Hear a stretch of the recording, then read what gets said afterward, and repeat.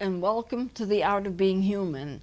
Right now we're going to start working with the major emotions. We've talked about disappointments, we've talked about the grief of disappointments, we've talked about perfectionism and a lot of other things. So today I really want to get started on talking about the major emotions. And you're going to find that there's a lot of interplay here. What I say about grief, what I say about anger or depression, there's a lot of interplay. I may say something that seems to be the same for different emotions, but because things are commonly work together. For example, if you are a person who has a lot of trouble with grief or a lot of trouble with anxiety and depression and grief all go together. A lot of people who are very depressed are also very anxious. They are both, and it kind of switches back and forth between the two. So just remember that there is an interplay between the emotions, and if I say something that seems to be a little repetitive, it may be repetitive, but that doesn't mean that it's not true for the specific emotion that I'm dealing with. So I'm going to start off with worry and guilt, both of them. Worry and guilt are perhaps the most common of the emotions. They are so common that they are called the common cold of emotions because there's just so much of it. And there's a difference in its focus. They are related. Guilt is focused on what you have done that you feel sorry about, what you have done that you don't feel right about. But worry is focused to the future. So guilt is focused to the past more, and worry is for the future. But both of these emotions are futile, and both of them are immobilizing because you get absolutely no satisfaction, you get absolutely no progress in your life by either one of these emotions. They can be immobilizing and they may make you feel miserable, and if you don't get out of them or don't get out of them properly, you find that your life isn't what it should be because you can't work, you can't be creative. When you get so you feel terribly guilty about something, you are so focused on that guilt that you can't do things. It's like it prevents you from being creative. It prevents you from doing the things that you would like to do, all because of the fact that it's an immobilizing emotion. Now, there are two types of guilt, so I want to focus on that first. There's the false guilt. False guilt is when you feel guilty about something that you're not responsible for, and you don't need to be guilty, but you feel that way anyway. And it can be very intense, and it can be very non-productive. And what happens with guilt is that you feel awful if it's false guilt over something you had nothing to do with. Now, where do we see the false guilt? We see it a lot in children whose parents are just divorced, or in spouses who have just separated for some reason, one taking guilt over the other. Now, in a child, if a couple divorces and the children are products of divorce, then they feel guilty because they think they should have prevented the divorce. It's my fault that my parents got divorced. I must not be a good enough kid. Now, I have seen this over and over and over again when I've counseled children, and I'm always constantly reminding them, you are not responsible for your parents' divorce. If you are an adult and you're still suffering guilt because your parents were divorced, you can just lay that guilt to one side because you're not responsible for it. A child is not responsible for the activities of an adult or the decisions of an adult. How can they be? A child does not have power to make decisions on their own. There's a difference in the power base between an adult and a child. So an adult decides to do something that's bad or bad for the child should not ever feel responsible for that. I know children suffer from divorce. It's one of the worst things that can happen to a child is that their parents get divorced. And it's bad because they now don't have security. They don't know who to trust. They don't know what's happening. They don't know who they belong to. The parents many times put guilt on the children so they don't have to suffer the guilt themselves. Guilt is something that's terrible to suffer from. If you feel that you're guilty about something, then that's a horrendous burden to bear because you suffer because you feel that you are to blame for something. And children who are products of divorce for years will feel that they were responsible for the adult's divorce. divorce, and that something's wrong with them, and that they don't have a good character because they didn't stop it, they should have stopped it, they couldn't stop it. And it's the same thing when a child is being abused. The abuser often makes the child feel guilty for the abuse. Well, it's your fault that I'm doing this to you, or you're such a wonderful child, you have been chosen by me for me to do this to you. Now, that's a very profound thing. If a child is being abused and they know there's something wrong and they don't have the power to stop it, and then the adult says, but you're special, that's why I'm doing it to you, and don't say anything to anybody else about it, that's special between me and you, then that puts a child in some kind of a quagmire. It's like a double message. I think you're wonderful, and I'm doing this to you because you're chosen. At the same time, the child knows that that's not the way it's supposed to be, and yet they're the ones that feel that they're responsible because they've been chosen. Why would anyone choose a child to be abused? Well, the adult or the perpetrator is saying, you're so special, I want to do this to you, and it's because you're so special, isn't it wonderful? And the child knows full well that that's just not the case. And it puts them in a situation where they just don't know what's right and what's wrong.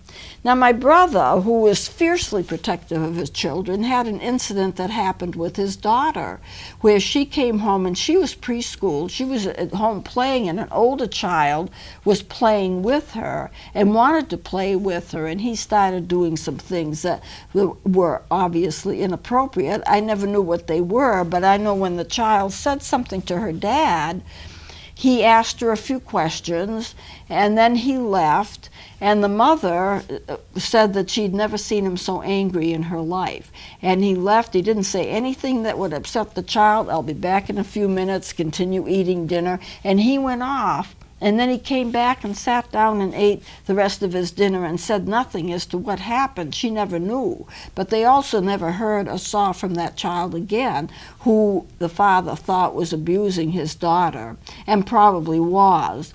So at any rate, a child should never feel abused, and a child should never be abused, and they should never feel responsible for the abuse. People heap guilt on other people all the time.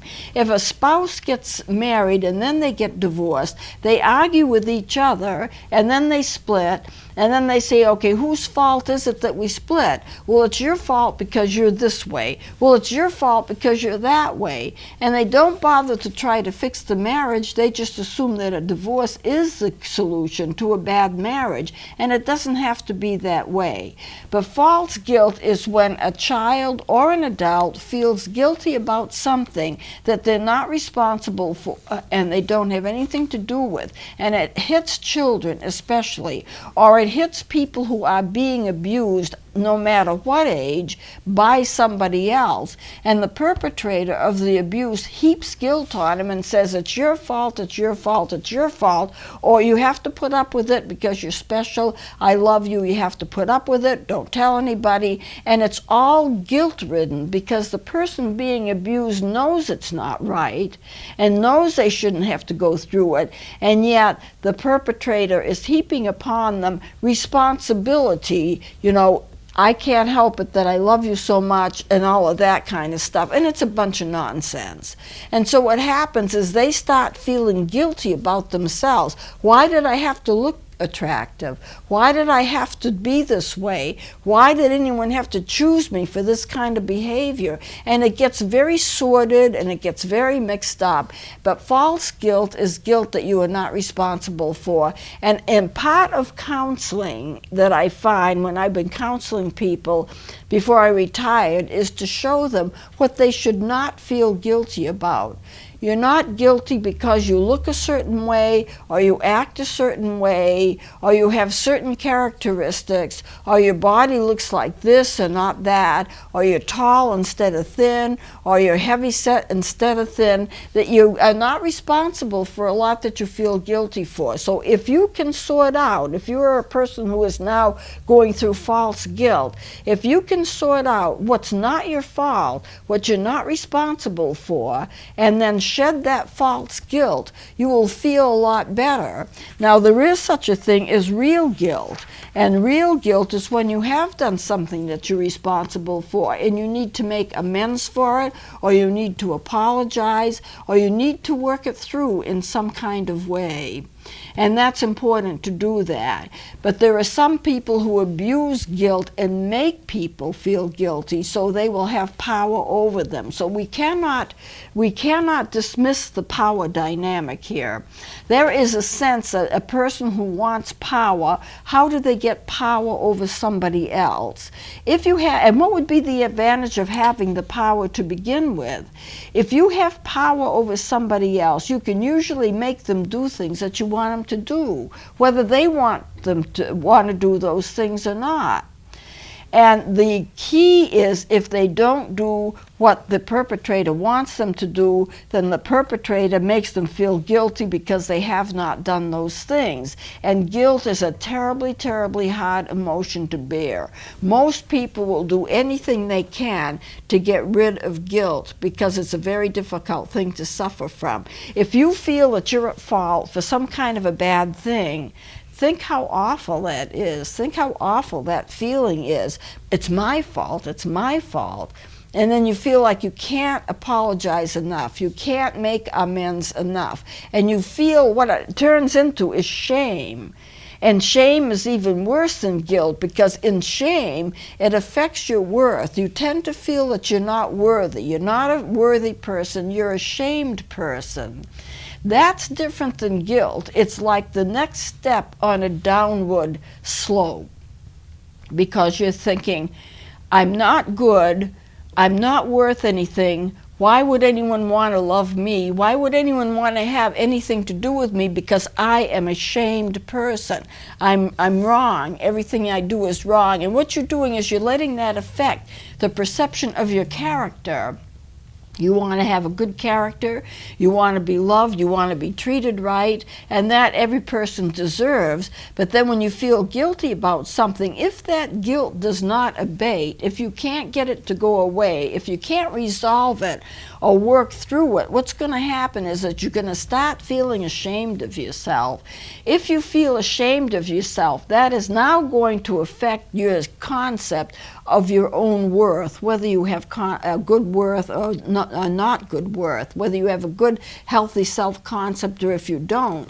If you are feeling that you are not worthy as a person, that is the core of you.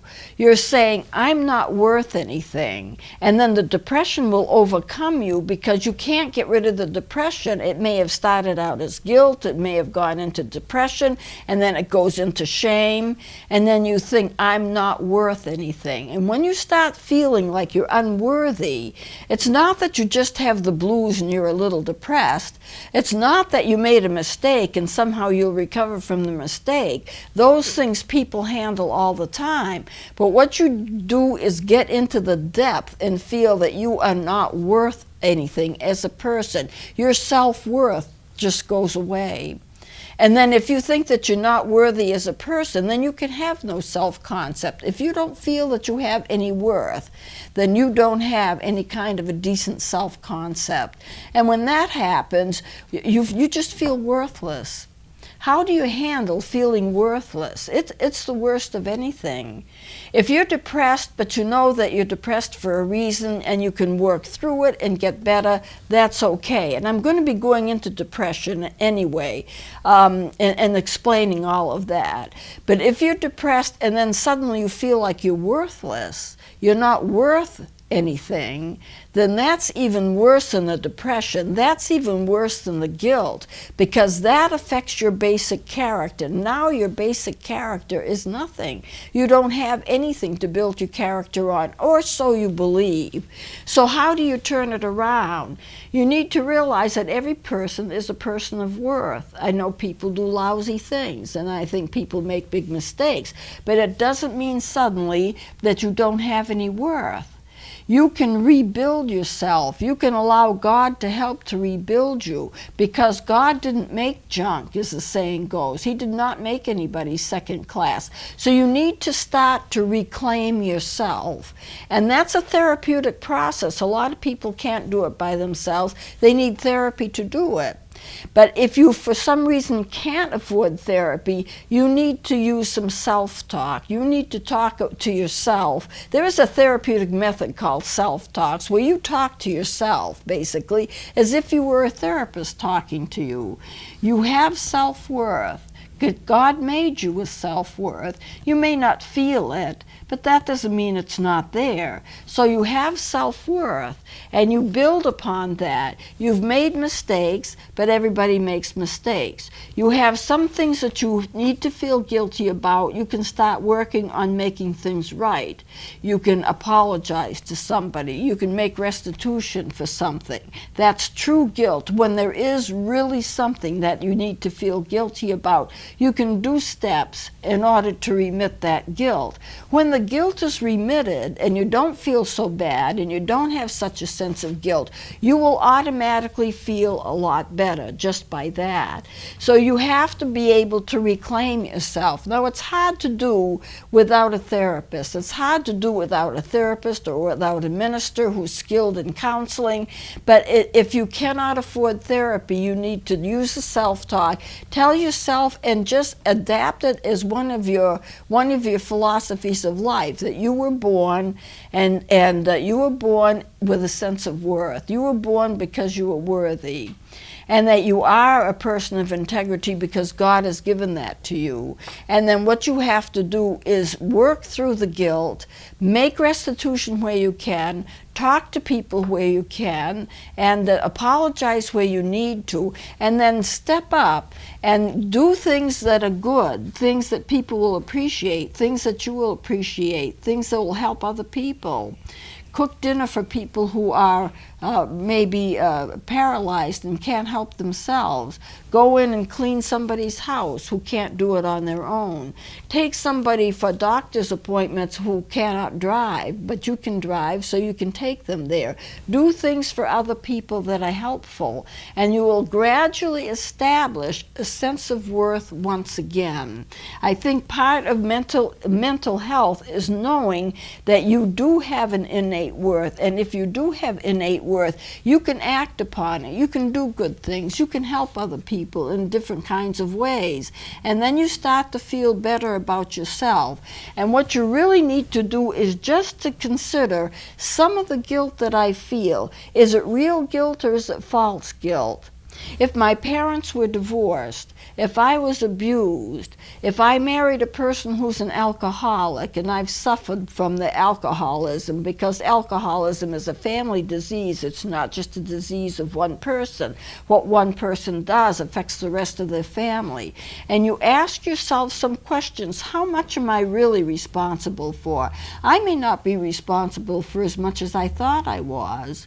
If my parents were divorced, I could not stop that. The reason that children think that they're guilty is because their parents sometimes help them to feel guilty. Well, it's up to you. I mean, you had health problems as a child. We couldn't help it. We couldn't make it, so we split. So the child now feels that they're guilty because they had health problems. Not so. There is no equal power between a child and an adult. The adult is the responsible one. There's no way that a child can cause a divorce. It just does not happen. But the child may think they do because they feel responsible for the adult's behavior. Now, I believe there is a reason for that. And the reason for that is that the adults are mature. They're the big people as far as the child is concerned, and therefore they have it all together. They know all the answers. They have it all together. And because they have it all together, if they split and something goes wrong, it must be my fault, the child's fault, because my parents couldn't have any flaws that could cause this. I must be the one responsible. So even if the parents don't try to get the child to feel guilty, the child accepts the guilt anyway. Guilt is an awfully easy thing to absorb. You know, if you were a drug user and you had a child and the child maybe has a handicap, a learning disability, or maybe they're paralyzed or something, then you always think, oh, I did the drugs, it must be my fault that my child is that way. And so you start to feel guilty. Well, maybe you're guilty and maybe you're not. Maybe the child would have been that way anyway. And so therefore you can't just assume guilt when you don't know for certain that you are the guilty party. But even if you were the guilty party, it's forgivable. Most of the things that we do in life that we consider are wrong are very forgivable. And the Bible tells us we must forgive one another. It's one of the cardinal principles of Christianity. If God forgave us, and he did, then we have to forgive those. It's part of the Lord's Prayer. We forgive those who have sinned against us, even as God has forgiven us. It's just part of the Christianity. Forgiveness is a part of things. And as I said before, I am going to be doing special studies on forgiveness when I get through with talking about the various emotions, because it's a critical issue in healing. But in order to preserve yourself, discuss and with yourself, discuss with your loved ones if you need to, and your friends, what are you truly guilty for? And if you're not guilty for something, don't start feeling that false guilt. True guilt is when you do have to admit that you're guilty, but it's usually forgivable, always forgivable. And if it's false guilt, try to drop it. Try not to feel guilty for things that you do not have to feel guilty about. If you're a child and your parents are divorced, you do not have to feel guilty. If you're an adult that's still feeling guilty because your parents were divorced, try to drop that guilt. You were not responsible. Once you know that you're not responsible, then you can shed it. I mean, I can tell you you're not responsible if you can accept what I'm telling you. If you are a child of an adult, of adults that split, if I can tell you and you can believe me that you're not responsible for a split, then you can drop a lot of guilt. Once you drop a lot of that false guilt, you will feel so much better. It's just going to be amazing how much better that you feel. Now, I'm going to close it here. We're about out of time. I haven't quite finished what I wanted to say about guilt and worry, so I'm going to continue with it during the next segment. Please join me then.